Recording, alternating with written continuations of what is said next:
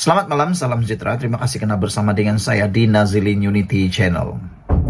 Saudara-saudara sekalian, mengejutkan kita adalah apabila pemimpin Perikatan Nasional mula tak puas hati dengan langkah strategi yang dibuat oleh Anwar Ibrahim. Ada yang mula kepanasan, ada yang mula tak suka, ada yang mula rasa bahwa strategi Anwar Ibrahim amat berkesan. Strategi Anwar Ibrahim amat membakar, bahkan dapat membuatkan mereka akan kalah. Strategi Anwar Ibrahim bersifat serampang dua muka. Saya sebenarnya sangat suka dengan strategi Anwar Ibrahim yang dibuat oleh beliau sekarang ini. Apabila Anwar Ibrahim tahu di mana titik yang perlu beliau ambil, permulaan yang perlu tepat, sasaran yang tepat. Jadi boleh anggap Anwar Ibrahim ini adalah perancang strategi yang luar biasa. Jadi itu sebab Anwar Ibrahim memang layak diangkat dahulu sebagai Menteri Keuangan terbaik Asia. Selain itu mungkin pada waktu ini boleh dianggap seperti itu. Karena kita tahu pemulihan ekonomi Malaysia jauh lebih baik, lebih tinggi daripada negeri-negeri yang tertentu. Atau negara-negara yang tertentu, maafkan saya. Antara langkah strategi yang telah diambil oleh Anwar Ibrahim yang pada pendapat saya tak pernah diambil oleh mana-mana Perdana Menteri sebelum ini, karena mungkin rasa takut, tak boleh bercakap, tak boleh memberikan fakta, takut nanti disoal pula, terutamanya pemimpin kerajaan yang tak dapat berdebat langsung. Saya pikir ada seorang bekas Perdana Menteri yang tak pernah berdebat, yaitu Muhyiddin Yassin. Bahkan ada banyak kali dalam media sosial mengatakan Muhyiddin Yassin sebenarnya tidak berapa gemar untuk muncul secara live, karena beliau tidak biasa berhadapan dengan media. Selain itu, dia tidak biasa untuk disoal. Dan ada juga mengatakan bahwa Muhyiddin Yassin tidak suka membuat sidang media yang melibatkan media dan pertanyaan atau sesi soal jawab. Tapi Anwar Ibrahim yang dia lakukan ialah dia bertemu dengan orang-orang bijak pandai yang ada di Malaysia. Mana tempatnya bijak pandai ini? Di university. Anda tahu, yang masuk university itu ialah golongan bijak pandai, golongan-golongan yang memang pemikir. Oleh sebab itu Anwar Ibrahim suka masuk ke university untuk membuat jelajah, bukan sekadar menyebarkan perkara yang sepatutnya mereka perlu dengar dan tahu, tapi Anwar Ibrahim juga memberikan penerangan-penerangan yang hebat berkaitan dengan kemelut yang melanda kerajaan, bukan sekadar politik. Saya seringkali melihat jelajah Anwar Ibrahim, banyak kali beliau sebenarnya bukan sekadar bercerita politik, tapi beliau menjelaskan hal-hal yang sepatutnya diceritakan kepada mahasiswa. Di samping itu, untuk mengelak mahasiswa mendapat maklumat yang bersifat fitnah ataupun palsu, tak benar. Contohnya, dalam perkara melibatkan kedaulatan Malaysia, sempadan Malaysia yang telah dijadikan naratif politik baru-baru ini, rupa-rupanya apabila Anwar Ibrahim menjelaskannya secara bersemuka dengan semua orang, terutamanya mahasiswa, rupa-rupanya ada cerita yang lebih tepat. Jadi itu lebih baik kita dengar. Tapi biasalah, musuh-musuh politik Anwar mula tidak suka dengan langkah strategi luar biasa yang diambil oleh Anwar Ibrahim ini, yaitu bertemu dengan pelajar-pelajar bijaksana, pelajar-pelajar di university, dengan membuat berbagai alasan pula. Antaranya ada pemimpin Perikatan Nasional yang mengatakan Anwar Ibrahim perlu menghentikan lawatan ke university dan perlu fokus pemulihan ekonomi. Saya sebenarnya masih memikir sejak dari petang tadi saya baca berita ini daripada Malaysia Kini. Saya berpikir, apa kaitan lawatan Anwar Ibrahim dengan pemulihan ekonomi? Bagaimana lawatan Anwar Ibrahim ke universiti itu boleh menyebabkan pemulihan ekonomi terenjak? Saya tidak boleh melihat langsung perkaitannya, kerana Anwar Ibrahim, walaupun dia membuat lawatan ke universiti, dia masih melaksanakan tanggungjawab dan kerjanya sebagai Perdana Menteri dan juga Menteri Keuangan untuk pemulihan ekonomi. Lagi pula ada menteri-menteri di bawah beliau itu yang bekerja.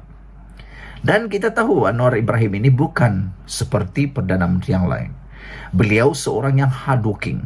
Kadang-kadang kita hairan.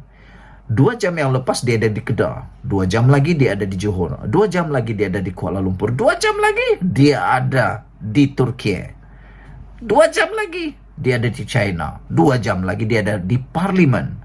Ini kehebatan Anwar Ibrahim. Dia tak mahu ponteng, dia tak pernah ponteng. Lainlah pemimpin yang lain, pergi ke Parlimen pun ponteng-pontengkan. Tak tahulah apa alasan mereka, tapi ada pemimpin pembangkang ni yang dah banyak kali dah tak masuk Parlimen, tak datang Parlimen.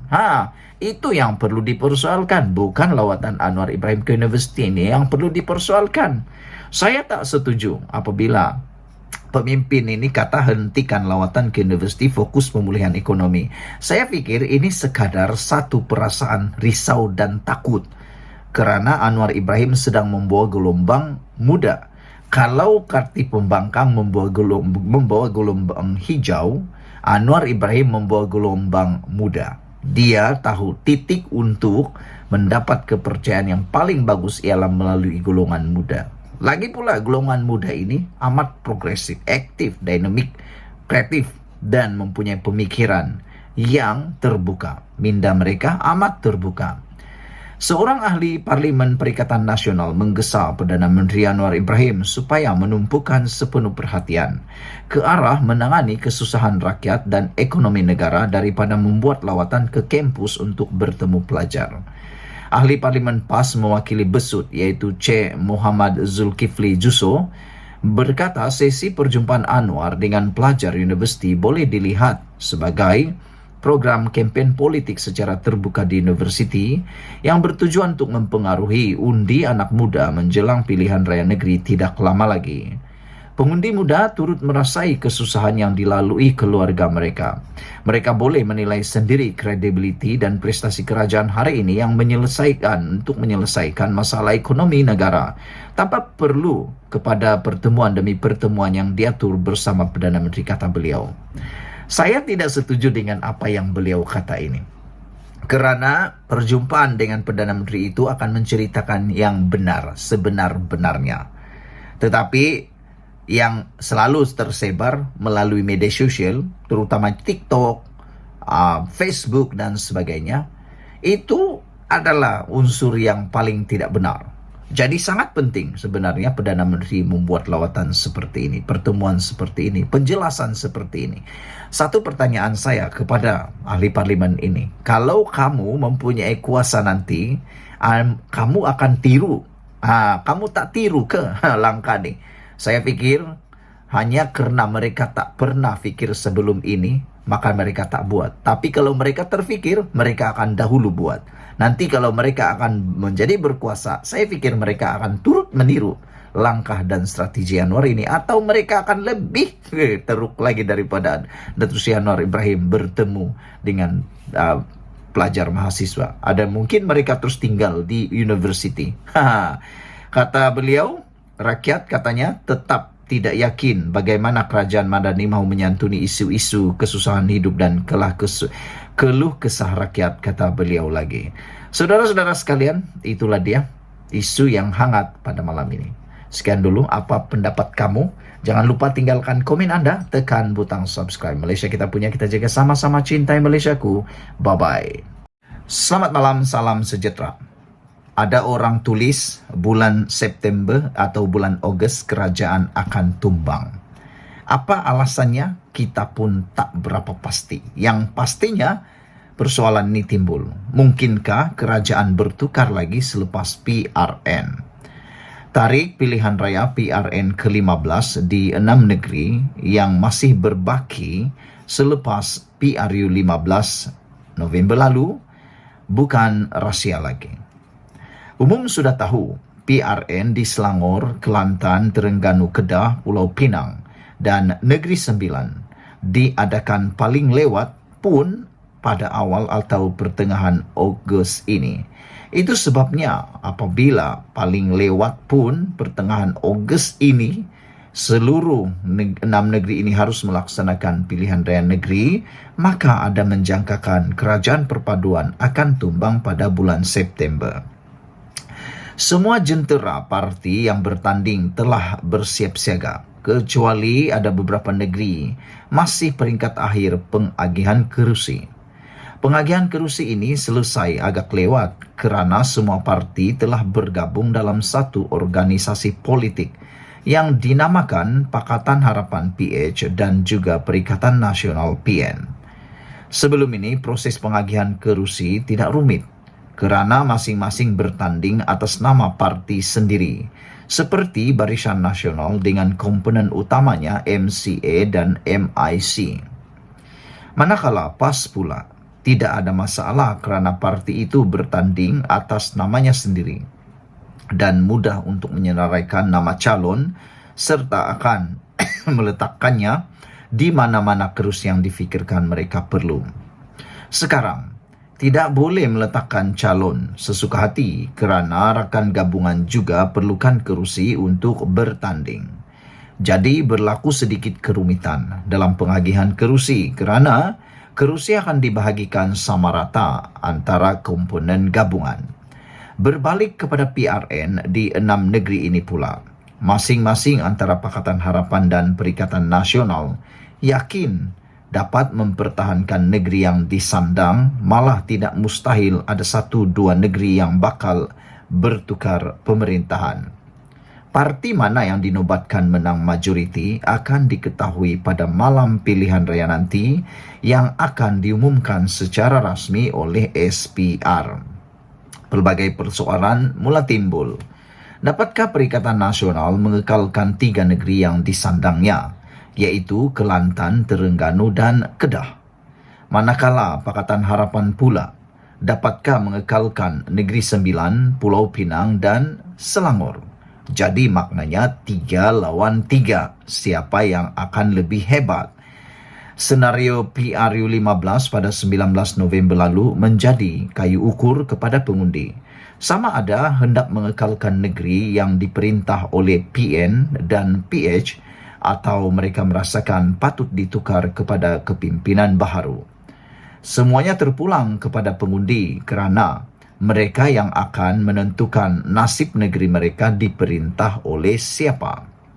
Antara negeri yang selesai menjalani proses pilihan raya negeri ialah Melaka pada 20 November 2021, Johor pada 12 Mac 2022 dan Perlis, Perak dan Pahang pada 19 November 2022. Daripada 5 negeri yang telah selesai ini, 4 dimenangi Barisan Nasional PH, yaitu Melaka, Johor, Perak dan Pahang.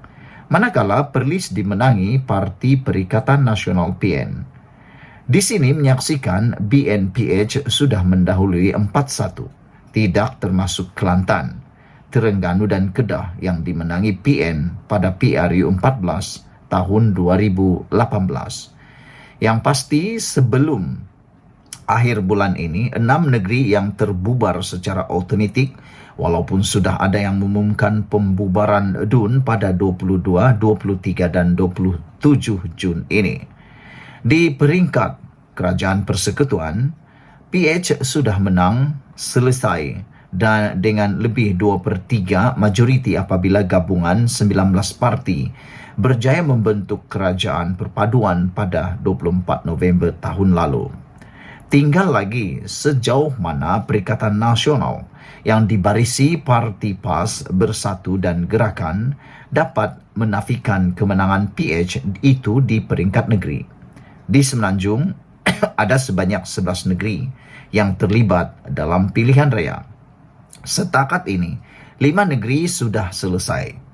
Tinggal lagi 6 negeri yang bakal menentukan nasib Pakatan Harapan dan Perikatan Nasional.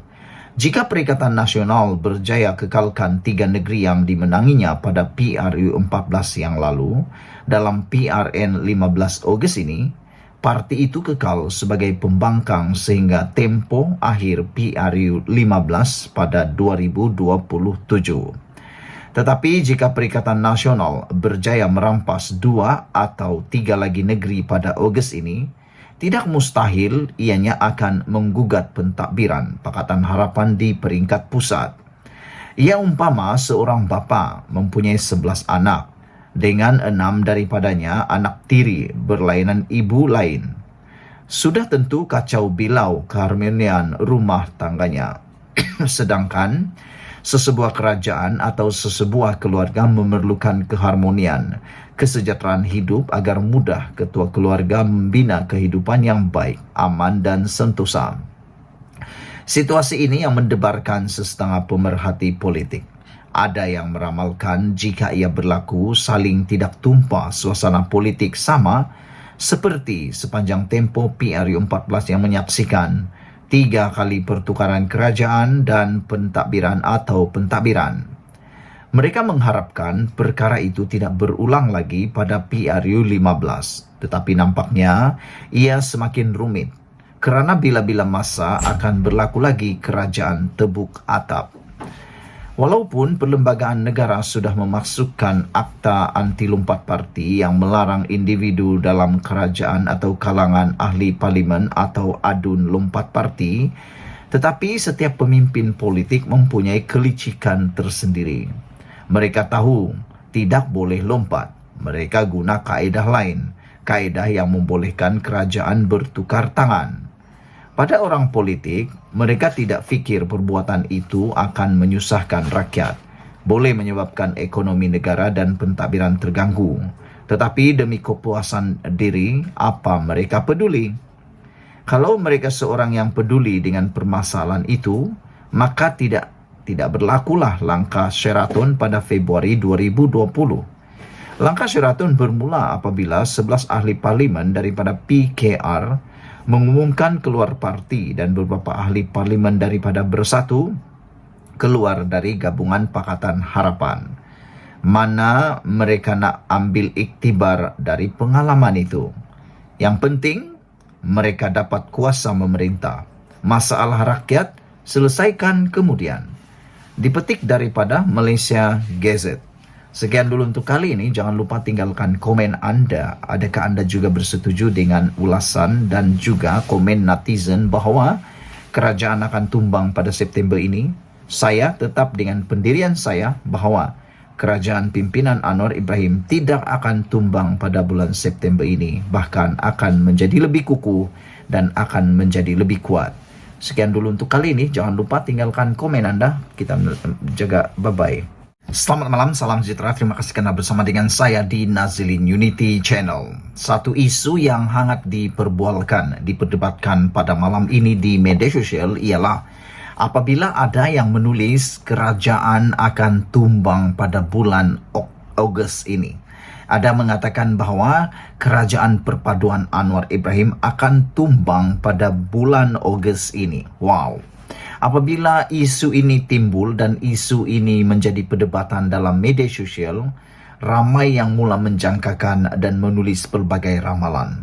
Tapi kalau anda bertanya kepada saya, adakah saya akan juga meramalkan bahawa kerajaan perpaduan akan tumbang pada bulan Ogos ini? Saya berani mau mengatakan bahawa kerajaan perpaduan pimpinan Anwar Ibrahim adalah kerajaan yang masih utuh. Ada beberapa alasan yang mungkin akan menyebabkan kerajaan Anwar Ibrahim tidak akan tumbang menjelang Ogos ini. Pertama, pilihan raya yang akan diadakan tidak lama lagi ini hanya melibatkan kerajaan negeri.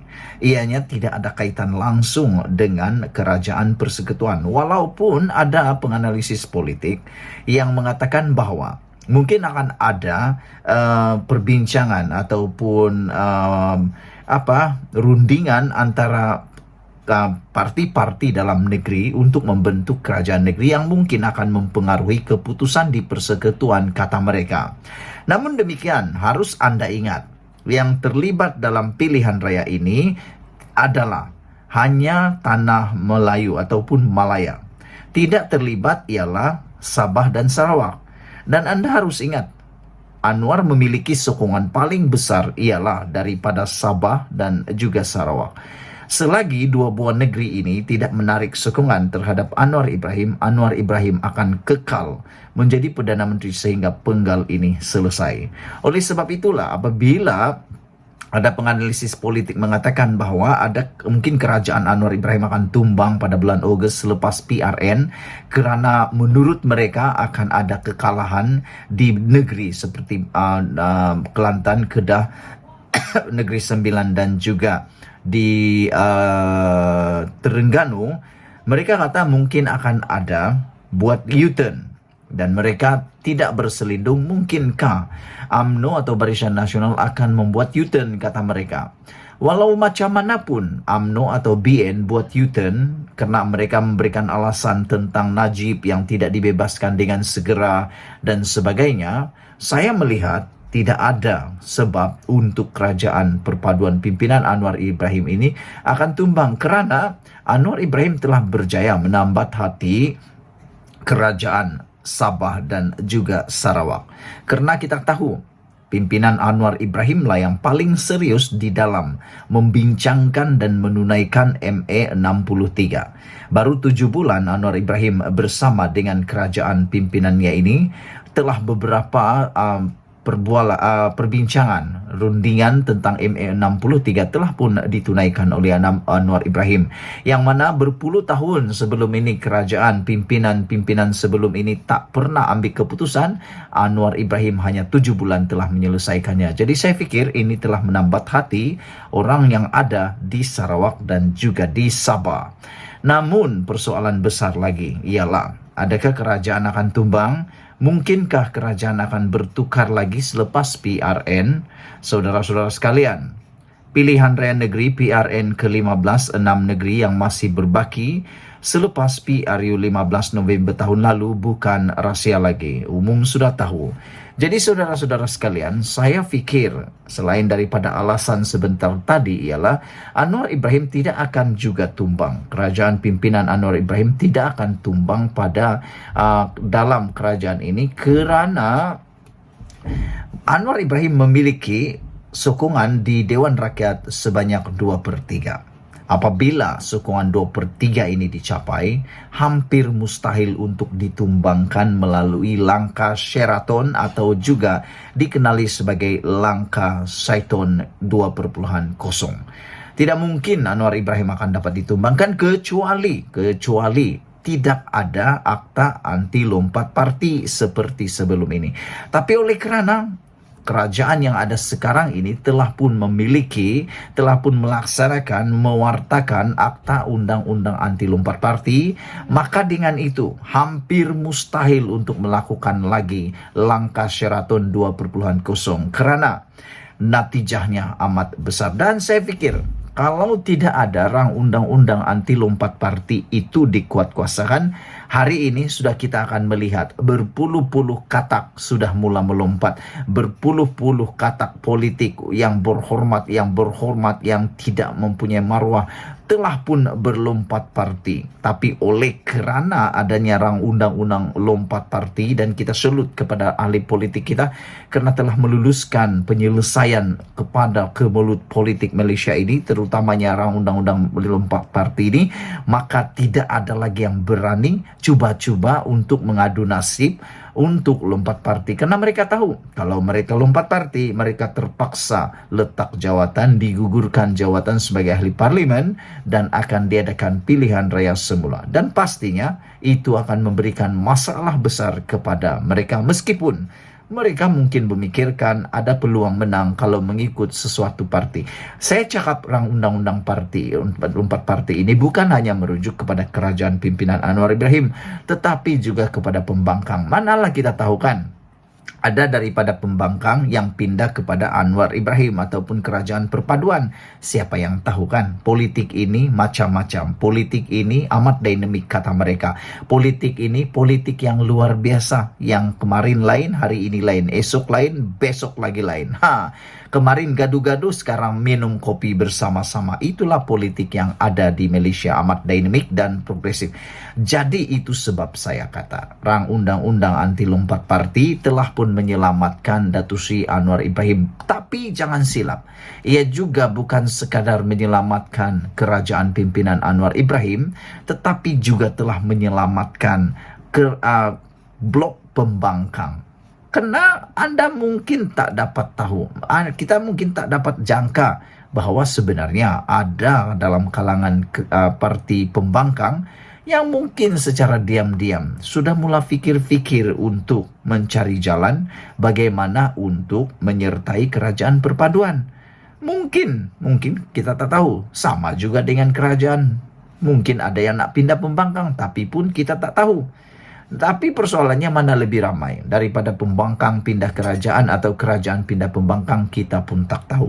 Tapi yang pentingnya saudara-saudara sekalian, saya yakin seperti penganalisis politik yang lain, mereka juga meyakini bahawa kerajaan pimpinan Anwar Ibrahim tidak akan tumbang selepas PRN ini. Walaupun ada yang mengatakan bulan Ogos akan tumbang, Hadi Awang meramalkan akan tumbang pada bila-bila waktu, dan seorang lagi pemimpin PAS juga mengatakan bahawa kerajaan Anwar Ibrahim mungkin akan digantikan selepas PRN. Saya tidak percaya dengan itu. Dan mungkinkah kerajaan ataupun pembangkang lah yang akan dibelasah pada kali ini? Kita tak tahu. Malaysia kita punya, kita jaga sama-sama. Tinggalkan komen Anda, tekan butang subscribe untuk mendapatkan isu-isu terkini dari channel ini. Malaysia kita punya, kita jaga sama-sama. Cintai Malaysiaku. Bye-bye.